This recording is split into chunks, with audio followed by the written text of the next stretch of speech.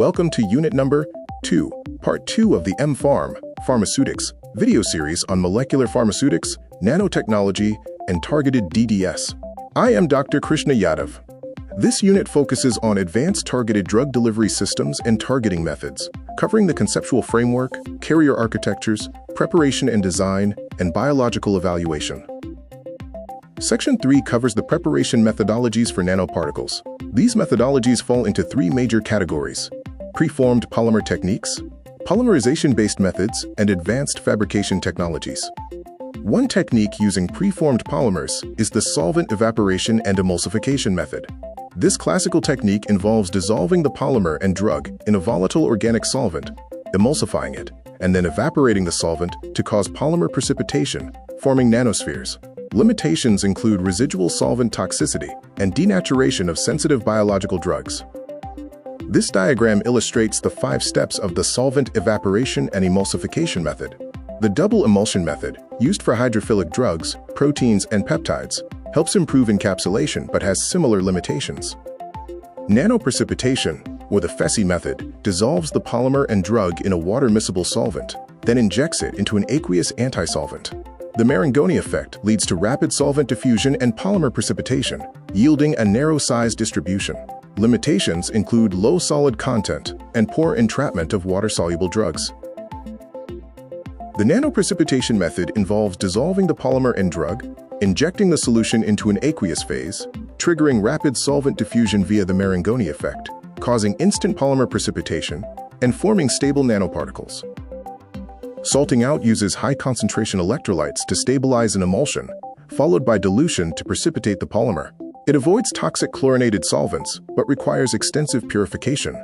Dialysis involves slow solvent diffusion from a dialysis bag into water, which is suitable for heat-sensitive drugs, though it is time-consuming and difficult to scale up. This diagram shows the salting out method, where high electrolyte concentration stabilizes the emulsion and subsequent dilution causes polymer precipitation. It also illustrates the dialysis method, where slow solvent diffusion across a semi-permeable membrane forms nanoparticles. Polymerization-based methods include emulsion and mini-emulsion polymerization, forming nanoreactors for polymerization. Limitations include the need for extensive purification. Interfacial polymerization creates nanocapsules by reaction at the oil and water interface, but highly reactive monomers can limit its use. This illustration details the steps of emulsion and mini-emulsion polymerization and interfacial polymerization. The former focuses on solid polymer nanoparticles, while the latter creates nanocapsules with a polymer shell. This graphic compares the mechanisms of emulsion and mini-emulsion polymerization. Key features include excellent particle size control and suitability for hydrophobic drugs, but residual monomer and surfactant removal are necessary. Homogenization and size reduction techniques include high-pressure homogenization, with both hot and cold methods, which is scalable and often solvent-free. Ultrasonication uses high-frequency sound to generate cavitation for particle breakdown, but limitations include metal contamination and difficulty in scaling up. The diagram illustrates the processes of high-pressure homogenization using intense shear and pressure, and ultrasonication, which relies on cavitation bubbles to reduce particle size. HPH is scalable and solvent-free, while ultrasonication is simple and cost-effective for the lab scale. Advanced fabrication technologies include supercritical fluid technology, utilizing SCCO2 in the RES method for solvent-free, mild-temperature synthesis, ideal for thermolabile biologicals. Microfluidic-assisted synthesis uses micro-mixing channels for precise control over particle properties, but scale-up presents engineering challenges. Section 3.4 explores advanced fabrication technologies. Supercritical fluid technology, specifically RES, is a solvent-free, single-step process utilizing supercritical CO2. Microfluidic-assisted synthesis offers precise control over mixing time and particle size, but it is limited by low throughput, requiring parallelization for scaling up. This marks the start of Section B, Biological Basis of Targeting, which focuses on the biological context essential for targeted drug delivery. Anatomical and physiological barriers restrict drug delivery. The reticuloendothelial system, or RES-MPS, rapidly removes opsonized nanoparticles. The renal filtration threshold favors carriers between 10 and 200 nanometers. The blood-brain barrier severely restricts small molecules and macromolecules, overcome by receptor-mediated transcytosis. This figure visually represents the three main barriers. It details opsonization and phagocytosis by Kupffer cells in the RES, the size exclusion filtration process in the kidneys, and the tight junctions of the blood-brain barrier, showing receptor-mediated transcytosis as a way through. Pathophysiological alterations, like the enhanced permeability and retention EPR effect in tumors, create targeting opportunities. Tumor vessels have large fenestrations, and impaired lymphatics trap nanoparticles, leading to high drug concentration in the tumor. A limitation is the high heterogeneity in human patients. Altered tumor microenvironments also offer opportunities. The pH gradient, due to the Warburg effect, enables the use of pH-sensitive carriers. Enzyme overexpression, like MMPs and cathepsins, can cleave peptide-linked carriers. The high-reducing potential, GSH in tumor cytosol, can disintegrate disulfide-linked nanocarriers. Receptor overexpression and disease-specific molecular markers are prime targets. Ideal receptors have high expression and undergo internalization. Examples include folate receptor, EGFR/HR2, transferrin receptor, and CD44. Multivalent binding significantly enhances targeting avidity. There are four main cellular uptake mechanisms. Phagocytosis and macropinocytosis handle large particles, often leading to RES clearance. Clathrin-mediated endocytosis is the primary route for particles under 200 nanometers, often leading to lysosomal degradation. The two other uptake mechanisms are caveolin-mediated endocytosis, which bypasses lysosomes and is desirable for gene therapies, and receptor-mediated endocytosis, where efficiency depends on the receptor's recycling rate, favoring recycling receptors for sustained delivery.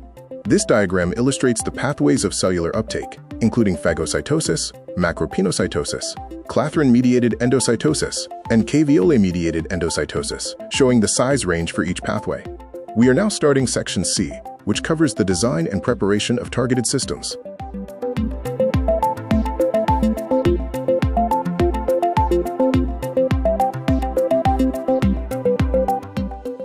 The selection of the appropriate carrier system depends on factors such as drug properties, administration route, target site, and desired release kinetics. Various systems, including liposomes, polymeric nanoparticles, micelles, dendrimers, and inorganic nanoparticles, offer different benefits and limitations in terms of stability, drug loading, and scalability. Drug incorporation strategies include encapsulation, where the drug is trapped inside the carrier, and surface adsorption, which is simple but prone to burst release. Covalent conjugation provides the highest stability, with zero leakage during transport. The prodrug approach uses an inactive form of the drug converted to active only at the target site. This image illustrates the four drug incorporation strategies: encapsulation in the core, surface adsorption, covalent conjugation, and the prodrug approach, showing how each method retains or links the drug to the carrier.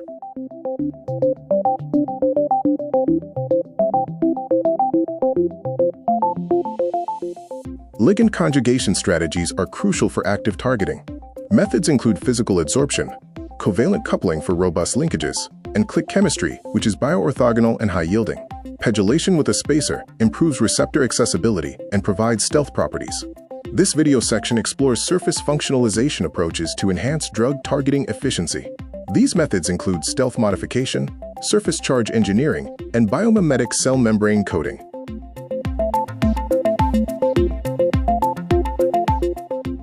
Stealth modification, or pegylation, uses a PEG coating to create a hydration layer that repels opsonins and evades RES recognition. This significantly increases the circulation half-life from minutes to hours or days, as seen in Doxil. Surface charge engineering uses charge reversal coatings to make nanoparticles anionic in the blood for safety, but cationic in the acidic tumor microenvironment for better cellular interaction.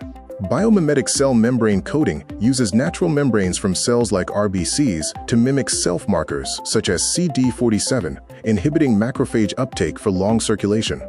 This image illustrates the three functionalization approaches, showing the PEG layer protecting against opsonization, the charge reversal coating responding to pH, and the cell membrane coating using, quote, self-markers to evade the immune system.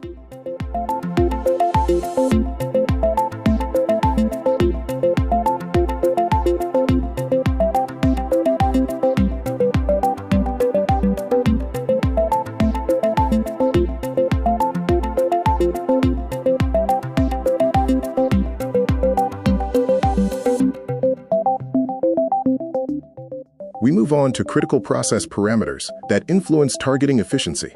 The optimal particle size for tumor targeting is 10 to 150 nanometers.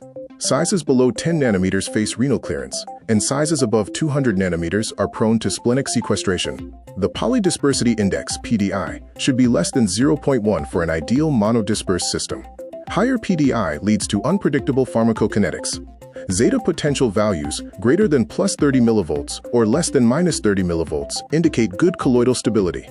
Finally, colloidal stability often requires lyophilization with cryoprotectants for long-term storage. Here are the references used in the creation of this video, including essential textbooks and key review articles in pharmaceutics and nanotechnology.